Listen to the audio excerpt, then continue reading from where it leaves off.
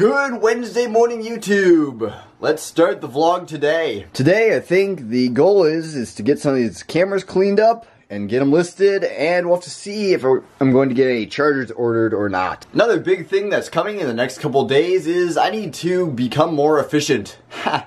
But I have some school tonight, and then I have some school tomorrow. Dealer's actually going in for a dentist thing in Denver, starting at like 10 a.m., and then he's coming back at like 9 p.m. or something.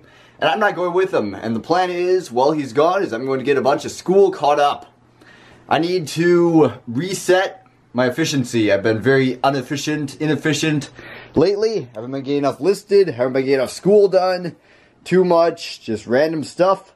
I need to refine my efficiency once again. If you saw the Rubik's Cubes in the intro, those are basically going to be listed too at some point. Those are personal items to list, along with like this RC car and a few other things. Those need to start being listed. So I just noticed my exposure was off a little bit. But anyway, I've been wearing this backpack here for about a day now, solid. I was just loaded up and I was just carrying it around with all this stuff in it.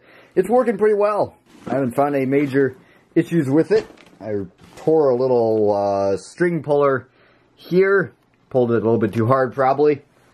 But other than that, seems to be good. Good quality, everything else.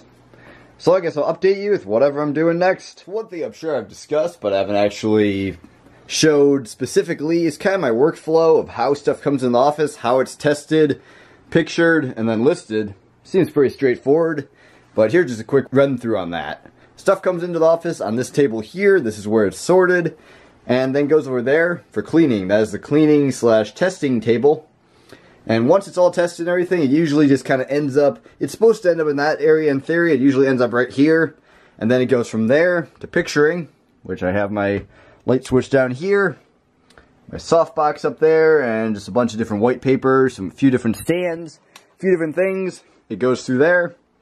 Then basically I actually take my memory card out of my camera, out of that door there, and I put in a memory card reader. And from that memory card reader, I use this software called Adobe Lightroom 4. I've had this for quite a few years, so it's just what I'm comfortable with, what I've been using for a long time. Go to the Import tab, find my files here, and in this case, it looks like it got rid of most of the ones I don't want. I just select all the photos I'm going to import, click the little check mark, enter, and then I will just import all those. After the import's completed, I'll just go on to one of them here, develop, and I'll just do a few different edits, usually just a normal crop. And in this case, I probably won't do much editing actually, but if it needs it, I'll do a little bit of brightness adjustment, I'll do a little bit of contrast, nothing crazy, and then I'll finish photos. So that's straight out of the camera there, that actually looks pretty good. Anyway, let's get those edited. Photos of my first 3 items here are all cropped and edited. Yep, let's get those listed. Okay, so not the most efficient or fastest listings, but I have those 3 listed there. To figure out what I want to list next here and get those cleaned up. So I got a bit of a rhythm testing all this stuff and de-stickering it, so that's what I've done so far. A few more to go. I think I'm going to go get some scootering and go eat supper. I'll be back to finish that up. So one thing that a lot of people think in the whole scootering thing is that you have to have a nice scooter, a $600 or $700 custom scooter to learn, or at least get good at scootering.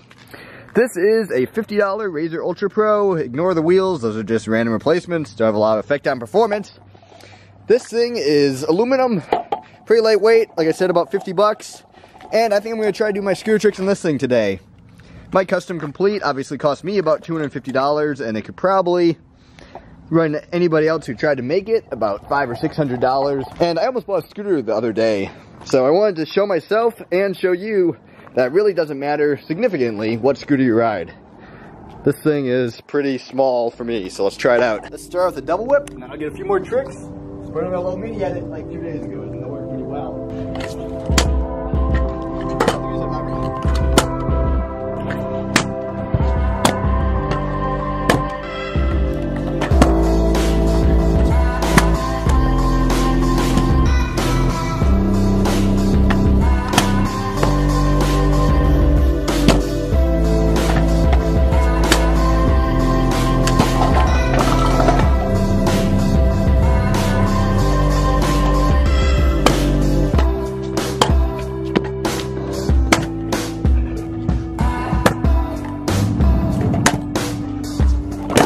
One difference between expensive scooters and cheap scooters is how long they'll stay dialed. This one obviously didn't tighten at all before riding, but it's definitely becoming a little bit rickety after riding it for a little while. So durability could be an issue. That's one reason that I ride the other scooter, because it's very durable and I'm rough on stuff. Okay, well, that's a quick little thing on this scooter. I'm actually going to grab my normal scooter so I practice the rotor whips and stuff. So, in summary, is it worth it to buy a super expensive scooter? Depends on the person, for sure. If you're a professional rider going out every single day, riding really hard, crashing, breaking your scooters, then yes. I've never actually personally broken even an aluminum razor scooter, but obviously I've rode one of those in a little while. So yeah, for certain people, it's worth buying a more expensive pro scooter, but for beginners, for people who are just learning, for those who really don't have like a crazy interest in scootering, who aren't really committed to it, don't buy one of these. Go buy, like I said, the Razor Ultra Pro. That's pretty good. Anyway, let's get some normal tricks on this scooter. I think it feels a lot better because there's polar bars on it for sure. Go for a rotor with 2 tries.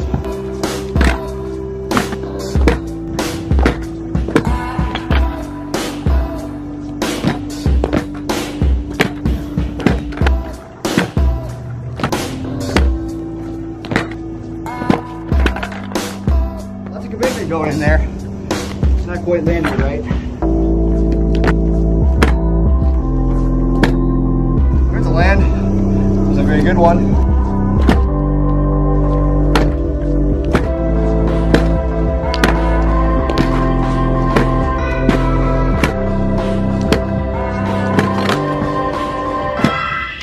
There you go.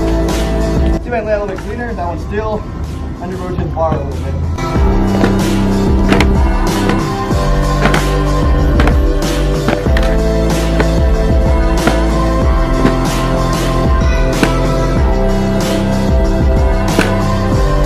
That was a frame. That was a good one right there.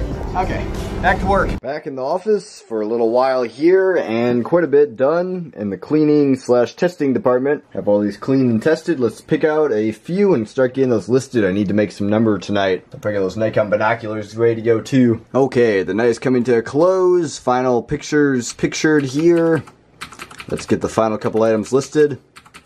Hopefully I can get some good listings here. Another one of those 2 pictures. Kind of different perspectives thing. I took a picture of a watch movement twice.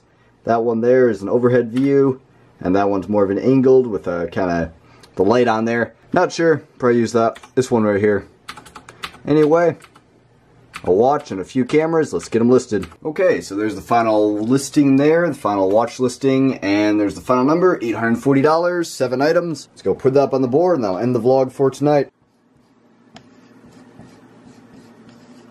Okay, so like I said, that's where I'm going to end off the vlog for tonight. Thanks for watching. Like, comment, subscribe below if you enjoyed, and stay tuned for another vlog tomorrow.